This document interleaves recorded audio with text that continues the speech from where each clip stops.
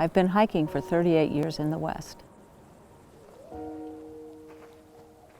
I hike because I want to be in beautiful places. Not just looking at them, but wandering through them. Ever since I laid eyes on the West, I have wanted to explore, and there's no place I'd rather be.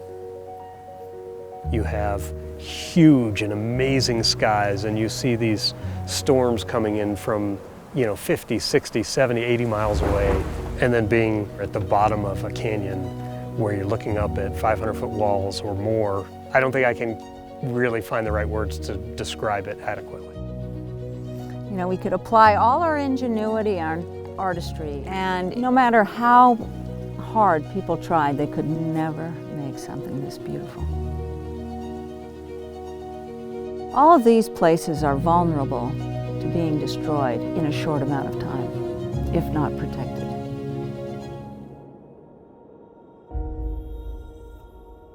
Our challenges are big, and they're multifaceted, and they're dynamic. We know that the natural world that we live in is an interconnected system, and that in order to address climate change, we're going to need to protect our existing watersheds, we're going to need to reduce emissions, and we're also going to need to utilize the land itself in new and different ways. The West is filled with beautiful places, but it's also home to unique cultures and long traditions. If we didn't pay attention to these issues and the challenges that are ahead of us, we're on a crash course for a very different future.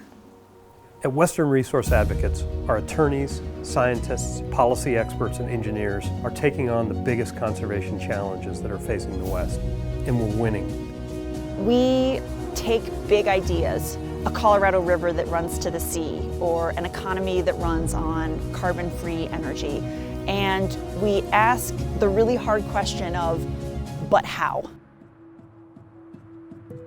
We're making change where decisions about clean energy, the future of our rivers, land protection, and clean air and clean water are being made and where they're put into action. That's in front of state utility commissions, legislatures, and with local governments. Now is the time to get this work done. Our enthusiasm and our expertise make us the right people to do it.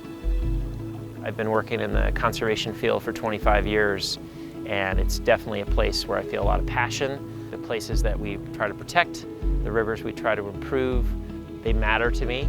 I grew up on a small ranch, riding horses, raising goats and chickens under big blue skies, a view of the Sandia Mountains and the Rio Grande River just down the road. My childhood really gave me a strong connection to the outdoors and to the land, and I feel a responsibility to protect it. My dad in particular had a deep appreciation for the land.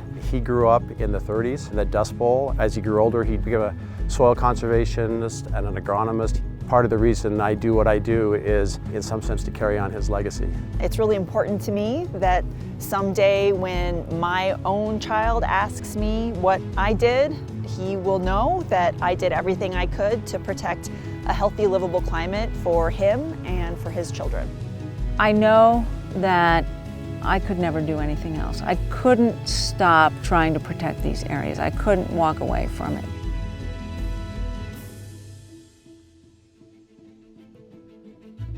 Our approach is, I think, really rooted in the West, where we focus on collaboration to get results. WRA works at the state level where decisions are being made, from when ideas are being formed and policy solutions are being shaped to when bills are passed. So we not only work with our partners in the conservation community, we're also working with businesses, we're working with agricultural interests, we're trying to figure out how we craft policy with decision makers that answer all of these sets of issues. We are, in some ways, the master implementers of the conservation community.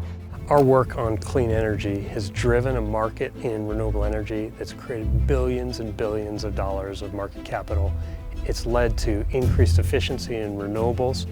And so today we're at this point where renewable energy beats coal on a cost basis. In New Mexico, we were at the heart of getting some legislation passed that is going to put the power sector in that state on a path to 100% clean energy by mid-century. In Colorado, for the first time, we were involved in setting economy-wide greenhouse gas emission reduction targets that are science-based. We've protected over 2 million acres of public lands in Colorado, in Wyoming, and in Utah. We've done amazing things to protect rivers across the West. We've worked on 6 of the major rivers that flow all into the Colorado.